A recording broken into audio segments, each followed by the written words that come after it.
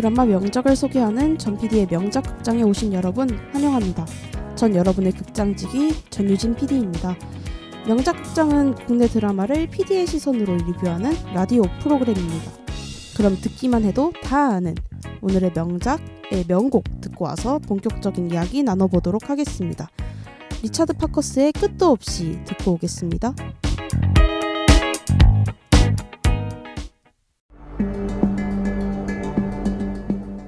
모든 시작은 밥 한 끼다. 그저 늘 있는 아무것도 아닌 한 번의 식사 자리. 접대가 아닌 선의의 대접. 돌아가며 낼 수도 있는. 다만 그날따라 내가 안 냈을 뿐인 술값.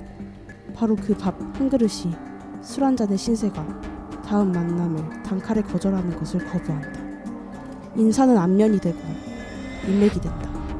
내가 낮을 때 인맥은 힘이지만 어느 순간 약점이 되고 더 올라서면 치부다. 첫 발에서 빼야 한다. 첫 시작에서. 마지막에서 빼려면 대가를 치러야 한다.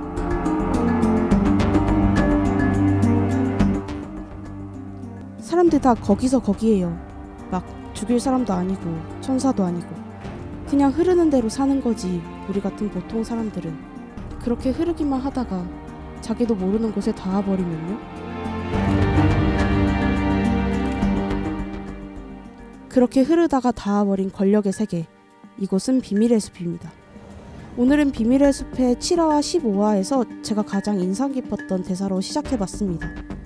법을 수호하는 검사들의 세계에서 벌어진 사건과 그 사건이 왜 시작되었는지 알려주는 대사는 드라마가 현실의 이야기를 그대로 옮겨둔 것과 같습니다.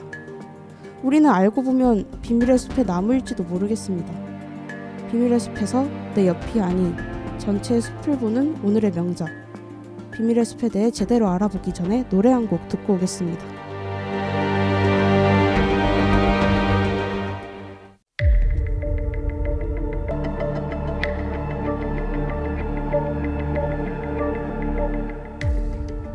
오늘의 명작 비밀의 숲은 2018년 백상예술대상의 TV 부분 대상을 차지하며 한국 장르 드라마의 새로운 문을 연 명작입니다. 이전에 없던 작품이며 앞으로도 그 이상의 작품을 보기는 힘들 것 같습니다. 감정을 느끼지 못하는 외톨이 검사 황시목이 정의롭고 따뜻한 형사 한여진과 함께 검찰 스폰서 살인 사건과 그 이면에 숨겨진 진실을 파헤치는 내부 비밀 추적극. 비밀의 숲은 작품 주제인 설계된 진실 모두가 동기를 가진 용의자다 라는 말을 그대로 등장인물 모두가 동기를 가질 만한 용의자로 느끼도록 이야기가 설계된 입체적인 작품입니다. 제목에 적힌 비밀이라는 단어처럼 인물들 모두에게 각자의 비밀이 있고 주인공인 황시목은 하나씩 밝혀내면서 비밀 속에 또 다른 비밀이 드러나는 이야기 구조는 시청자들의 집중을 요구합니다. 촘촘하게 짜인 극본의 힘이 컸던 드라마인데요. 전체 극을 이끌어 나가는 황시목 검사에게 감정이 없다는 설정을 걸어 사건을 몸이 건조하게 바라볼 수 있게 했죠. 때문에 이를 조승우는 감정의 변화의 폭이 거의 없게 연기했습니다. 하지만 무표정한 얼굴에서도 아주 옅게 깔린 감정선이 이야기 전개에 설득력을 보탰죠. 때문에 황시목을 바라보는 카메라는 그의 얼굴에 집중하면서도 냉철하게 상황 판단하는 주인공의 성격에 맞춰 다양한 초점 이동을 시도합니다. 또한 몸이 건조해서 텁텁할 지경인 이 하드보일드적인 드라마는 색감에서도 주로 냉철함을 나타내는 날선 파란빛이 아닌 색이 바랜 회색빛으로 주인공이 얼마나 감정 없이 객관적으로 사건을 바라보고 있는지 알려주죠. 감정 없는 주인공 옆에는 따뜻한 파트너가 있습니다. 파트너에 대해서 알아보기 전에 숨 잠깐 돌리고 오겠습니다. 노래 듣고 올게요.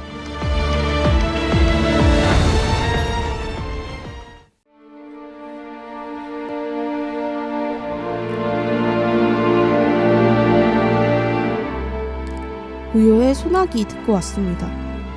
정의감 넘치는 파트너가 인물들 간의 밸런스를 맞춰주는데요. 한여진 경위 역할에는 배두나 배우가 연기했습니다. 남자 주인공 옆에서 갑자기 로맨스 연기를 하는 여주인공이 아닌 정말 경찰 역을 맡았습니다. 때때로 캐릭터 그 자체가 아닌 단지 여자로 소비되는 그런 전개에서 벗어나 한여진은 사람이고 주인공을 돋보이게 해주는 것이 아니라 또 다른 주인공이었죠.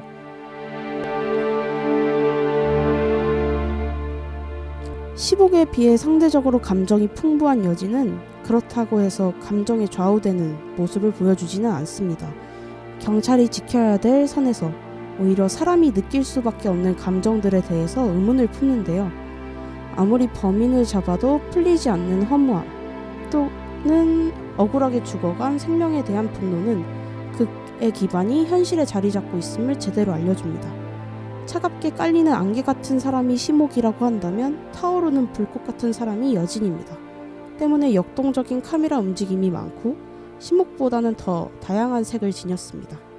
상황을 알기 위해서 여진은 뛰어다닌다면 시목은 주위를 둘러봅니다. 그리고 머릿속에서 모든 시뮬레이션을 돌리죠. 연출로 두 인물의 차이를 잘 보여주는 드라마입니다. 하지만 이 드라마의 키는 이 두 인물만이 쥐고 있지는 않습니다.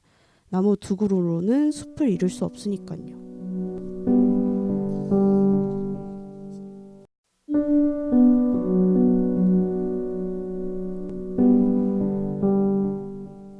황시목이란 사람에게 기대를 걸어보는 한 사람이 있습니다.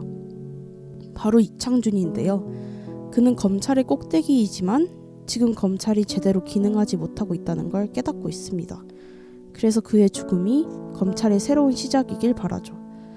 그는 악을 잘라낸 영웅이 아닌 시대가 만들어낸 괴물이며 괴물인 자신을 숲에서 유일한 소나무인 시목이 잘라내주길 바라죠. 그의 유서에는 이런 구절이 있습니다. 정상적인 방법으로는 이미 치유 시기를 놓쳤다. 더 이상 침묵해서는 안 된다. 누군가 나를 대신해 오물을 치워줄 것이라 기다려서는 안 된다.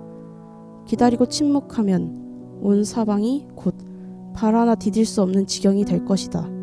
이제 입 벌려 말하고 손들어 가리키고 장막을 치워 비밀을 드러내야 한다.